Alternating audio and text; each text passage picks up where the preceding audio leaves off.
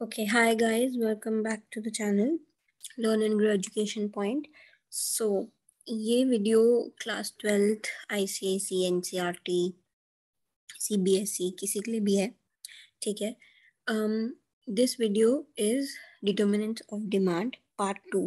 Part 1 मैंने पहले करा रखा है, आप लोगों ने नहीं देखा है या देखा हुआ है तो मैं उसका लिंक ऊपर आई में बटन में डाल दूंगी, तो आप वहाँ से ये पूरा देख सकते हैं। सो लेट्स स्टार्ट, ठीक है। तो अब हम पार्ट 2 स्टार्ट कर रहे हैं। तो फर्स्ट हम देखेंगे कंज्यूमर क्रेडिट फैसिलिटीज, ठीक है। ये भी एक डिटर्मिनेंट है डिमांड का, डिमांड चैप्टर कर रहे हैं तो ये एक डिटर्मिनेंट्स ऑफ डिमांड है, ठीक है। इसमें क्या होता है, in this if the consumer is given credit और loan facilities for items which he could never have purchased, ठीक है, otherwise the demand for those goods increases. For example, there is an increase in demand of cars in India as people can now take bank loans and afford cars. ये क्या है, इसमें consumer credit facilities मतलब पहले, ठीक है, आप जानते हो इंडिया में हर तरह के लोग हैं, ठीक है, रिच पुअर मिडिल। तो पहले क्या होता था, सिर्फ रिच अफोर्ड कर सकते थे या मिडिल क्लास लोग, जो अपर मिडिल क्लास लोग हैं वो अफोर्ड कर सकते थे लग्जरी आइटम्स जैसे कार हो गया, ज्वेलरी हो गई, है ना, आईफोन आजकल के केस में।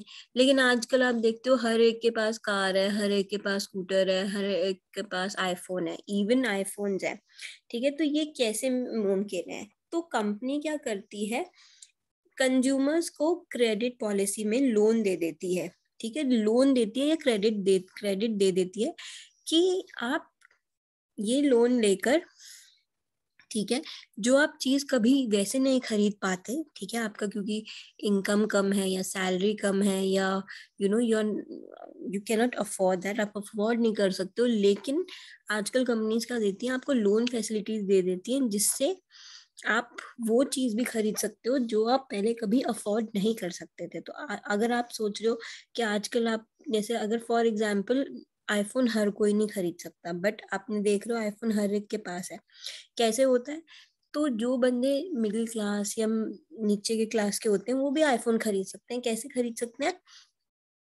ठीक है, कंपनी क्या करती है, लोन फैसिलिटीज दे देती है और जो वो कभी सोच भी नहीं सकते थे वैसे आइटम्स वो खरीद लेते हैं। उससे क्या होता है, डिमांड वैसे आइटम्स की भी इंक्रीज हो जाती है।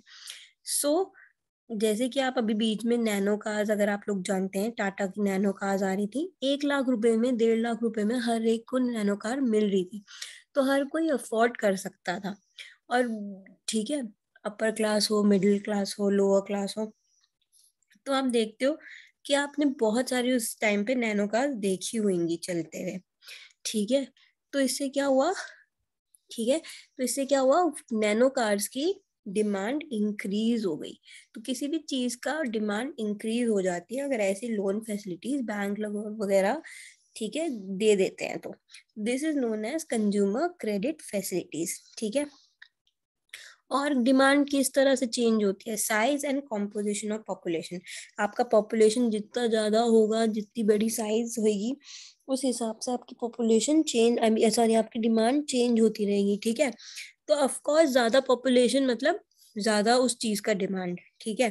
तो अगर मान लो देहरादून में पॉपुलेशन ज्यादा है और यहाँ पे हेल्थ आइटम्स की बहुत ज्यादा डिमांड हो गई है, तो इसलिए क्योंकि यहाँ पे पॉपुलेशन, लोग हेल्दी होना चाहते हैं, ज्यादा पॉपुलेशन है। तो आप देखते हो जो दिल्ली वगैरह है या कोई मेट्रो सिटीज है, मुंबई, बैंगलोर, यहाँ पे आप देखते हो कि यहाँ पे हर एक चीज की जो डिमांड होती है वो ज्यादा होती है कंपेयर टू वो स्मॉल शहर, ठीक है। तो इसे बोलते हैं, तो इसलिए भी आपकी डिमांड चेंज होती है। अगर जहाँ साइज ज्यादा होगा वहाँ डिमांड भी ज्यादा होगी, सॉरी, पॉपुलेशन ज्यादा होगा, डिमांड भी ज्यादा होगी, ठीक है।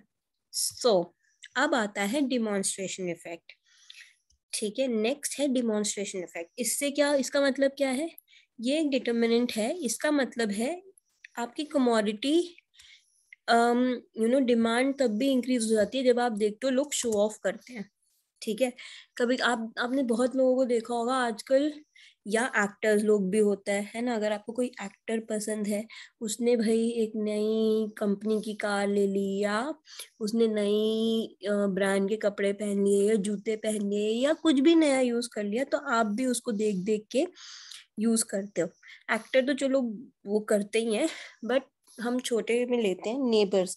आपके अगर पड़ोसी ने कुछ नया कर लिया तो आप देखते हो आपको भी वही चीज चाहिए, है ना। स्कूल्स में दोस्त के पास नया पेन आ गया तो आप भी मम्मी को बोलते हो ना, मम्मी मुझे वही वाला पेन चाहिए। तो उसने नया मोबाइल लिया तो आप भी मम्मी को बोलते हो ना, मुझे नया वाला वही वाला मोबाइल चाहिए, है ना। दोस्त ने उस ब्रांड के कपड़े पहने तो यू ऑल्सो थिंक यार वहीं जाना चाहिए। दोस्त अगर किसी रेस्टोरेंट में गया खाना खाने तो आप भी सोचते हो कि यार मुझे भी वहीं जाना चाहिए, है ना। इंस्टाग्राम पे फोटो वगैरह डाल देते हैं अच्छी सी, तो आप भी सोचते हो यार मुझे भी वही खाना चाहिए। ठीक है, तो इससे क्या होता है, डिमॉन्स्ट्रेट, आपको किसी और का देख के आपको भी मन कर गया कि वही चीज खरीदने का। ठीक है, वही कमोडिटी खरीदने का, तो उससे क्या हुआ, उस कमोडिटी की डिमांड इंक्रीज हो गई। चाहे आपको वो यूज आए या ना आए, पसंद आए बाद में या ना आए, बट उस टाइम के लिए आप वो कमोडिटी खरीदना चाहते हैं और खरीद भी लेते हैं। तो इससे क्या होता है, डिमांड इंक्रीज हो जाती है। So this is known as demonstration effect, कि कोई किसी को देख के भी आपका मन कर जाए कि यार मेरे पास भी वही चीज होनी चाहिए थी। ठीक है, नेक्स्ट, डिस्ट्रीब्यूशन ऑफ इनकम। तो ये भी आपका डिटर्मिनेंट ऑफ डिमांड है। डिस्ट्रीब्यूशन ऑफ इनकम, भाई आप जानते ही हो, जैसे जैसे हर हर कंज्यूमर, हर कैटेगरी में इनकम जैसे जैसे आपकी बढ़ती जाएगी, वैसे वैसे ही आपकी सैलरी बढ़ती जाएगी, है ना। वैसे वैसे ही आप भाई एक्सपेंसिव गुड्स की तरफ भी इंक्रीज हो जाएगा, तो demand automatically off course increase हो जाएगा। फॉर एग्जाम्पल, अगर आपके पापा की या आपके दोस्त की या आपकी अगर आप काम करते हो, या किसी की भी सैलरी, ठीक है, आपके जान पहचान में, ठीक है, मान लो अभी 10,000 है, ठीक है, तो वो आप देखोगे यार वो 10,000 के हिसाब से काम कर रहा है, ठीक है, आपको एक रेस्टोरेंट में ले जाता है वैसे वैसे। बट अगर उसकी सैलरी इंक्रीज हो गई 30 या 40,000 हो गई, तो वो क्या करता है, वो पुरानी वाली आइटम्स खरीदता है या नए रेस्टोरेंट्स में जाता है या नई चीज खरीदता है, वो एक्सपेंसिव आइटम खरीदने लग जाता है ना। तो वही चीज है कि जैसे ऑफ कोर्स सब, जब ये तो बहुत नॉर्मल बात है कि अगर आपकी इनकम इंक्रीज होएगी या सैलरी इंक्रीज होएगी, तो ऑफ कोर्स आप अपनी पुरानी वही वाली एक्सपेंस चीजें नहीं खरीदोगे, आप एक्सपेंसिव चीजों पे खरीदोगे, तो आपकी डिमांड ऑटोमेटिकली एक्सपेंसिव चीजों की भी बढ़ जाएगी। अगर इनकम बढ़ेगी तो आपकी डिमांड भी एक्सपेंसिव चीजों की बढ़ेगी।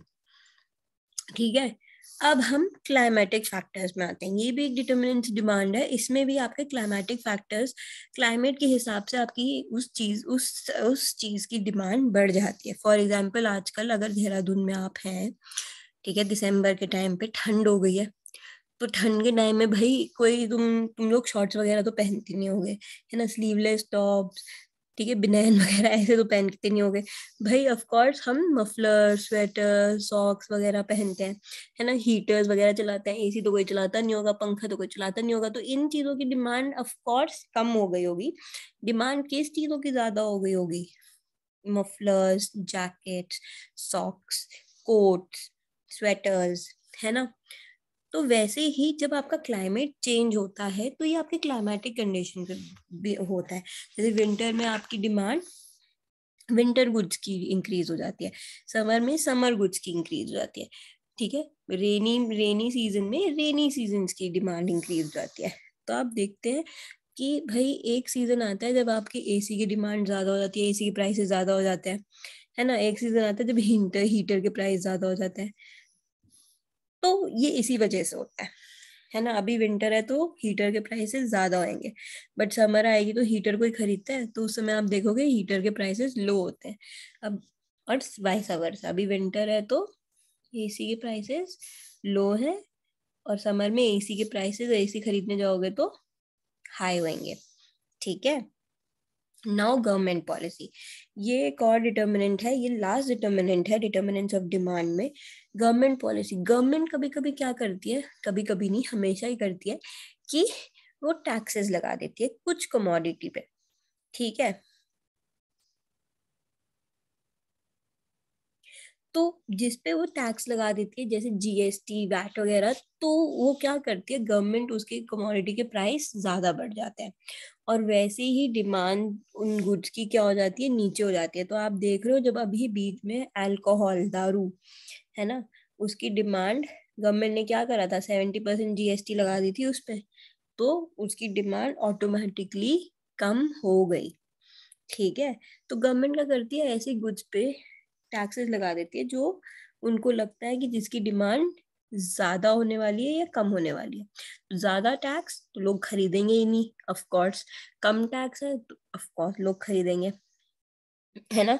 तो ये चीज है। तो ये थे आपके डिटर्मिनेंट्स ऑफ डिमांड। अब हम पढ़ते हैं what do mean by demand function. तो डिमांड फंक्शन क्या होता है, डिमांड फंक्शन होता है, ये एक 1.5 पॉइंट का आंसर है या 1 मार्क्स का आंसर है, ज्यादा है नहीं इसमें। ठीक है, तो ये होते हैं आपके डिमांड फंक्शन। तो डिमांड फंक्शन मतलब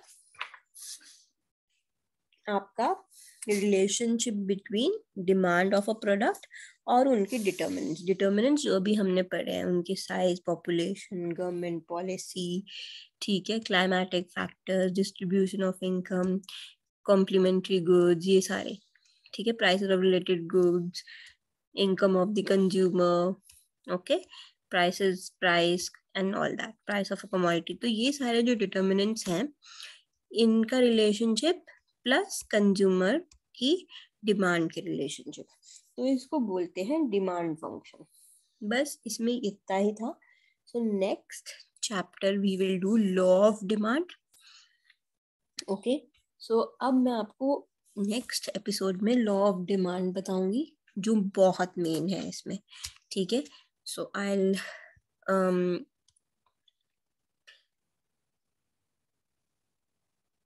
डू दैट। एंड तब तक अगर आप ये determinants of demand part 2 and part 1 आपके साथ में आई बटन में शेयर कर दूंगी। अगर आपको अच्छा लगा तो आप मेरी वीडियो शेयर भी कर सकते हैं। You can like my video and even if more you can subscribe to the channel. So thank you for watching and bye bye, have a good day.